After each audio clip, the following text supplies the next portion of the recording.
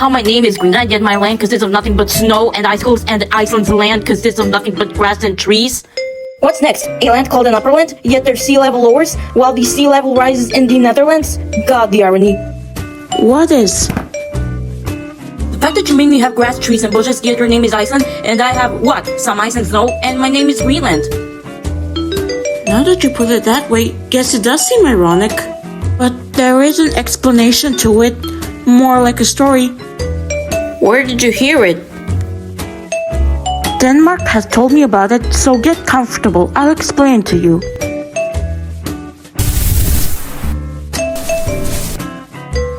Here's how it goes. From 986, the west coast was settled by Icelanders and Norwegians. Through a contingent of 14 boats led by Eric the Red. They formed 3 settlements, the Eastern Settlement, the Western Settlement, and the Middle Settlement, on fjords near the southwestern tip of the island. They shared the island with the late Dorset cultured inhabitants, who occupied the northern and western parts, and later with those of the Thule culture, who entered from the north. Norse Greenlanders submitted to Norwegian rule in 1261 under the Kingdom of Norway. The Kingdom of Norway entered a personal union with Denmark in 1380 and from 1397 was a part of the Kalmar Union. The Norse settlements such as Bertalio thrived for centuries before disappearing in the 15th century, perhaps at the onset of the Little Ice Age, except some runic inscriptions. The only contemporary records or historiography that survives from the Norse settlements is of their contact with Iceland or Norway. Medieval Norwegian sagas and historical works mention Greenland's economy, the bishops of Gardar, and the collection of types. A chapter in the Konungssuksja, the King's Mirror, describes Norse Greenland's exports, imports, and grain cultivation. Icelandic saga accounts of life in Greenland were composed in the 13th century and later and are not primary sources for the history of early Norse Greenland. Those accounts are closer to primary for more contemporaneous accounts of late Norse Greenland. Modern understanding therefore mostly depends on the physical data from archaeological sites.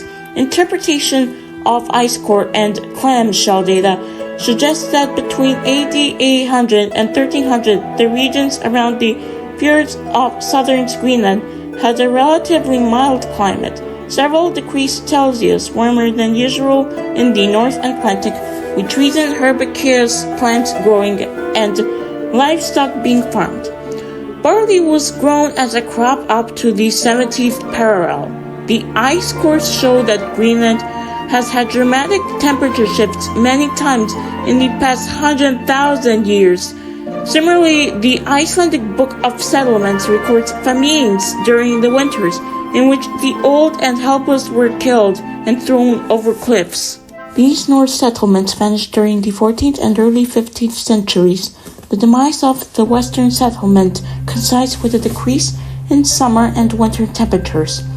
A study of North Atlantic seasonal temperature variability during the Little Ice Age showed a significant decrease in maximum summer temperatures beginning about the turn of the 14th century, as much as 6 to 8 Celsius, 11 to 14 Fahrenheit, lower than modern summer temperatures.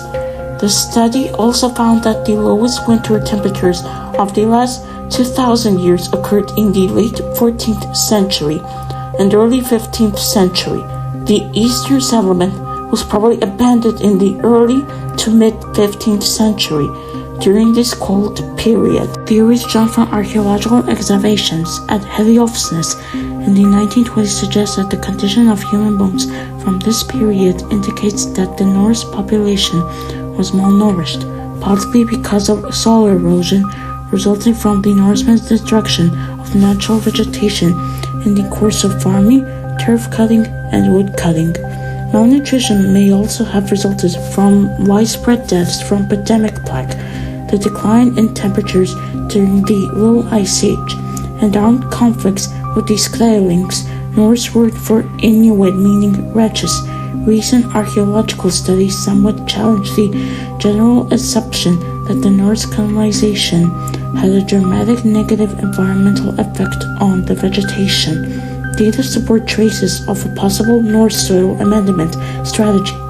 More recent evidence suggests that the Norse, who never numbered more than about 2,500, gradually abandoned the Greenland settlements over the 15th century as walrus ivory, the most valuable export from Greenland, decreased in price because of the competition with other sources of higher quality ivory, and that there was actually little evidence of starvation or difficulties.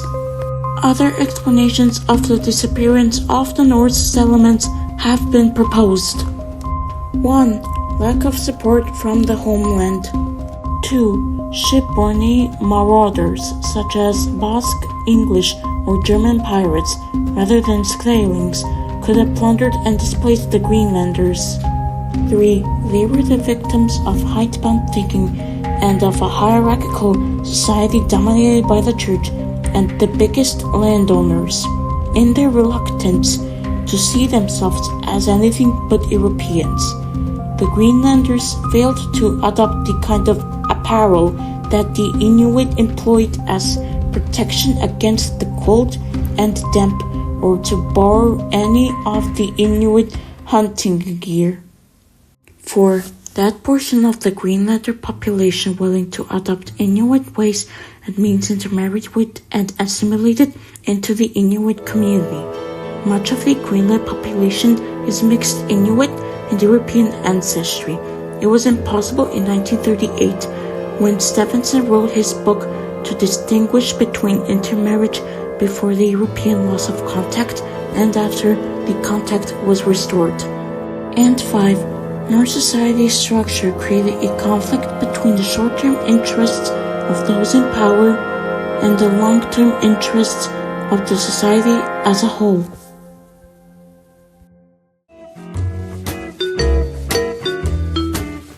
In conclusion, the reason why you're named Greenland is because Eric the Name gave you that name in hopes of attracting the settlers.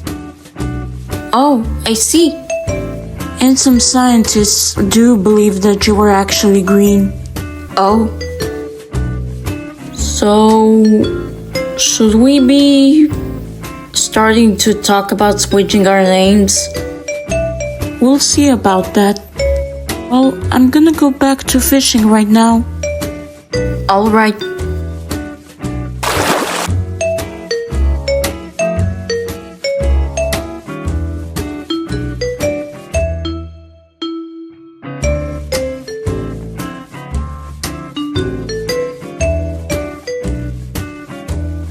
Wait, is it even possible for sea level to lower?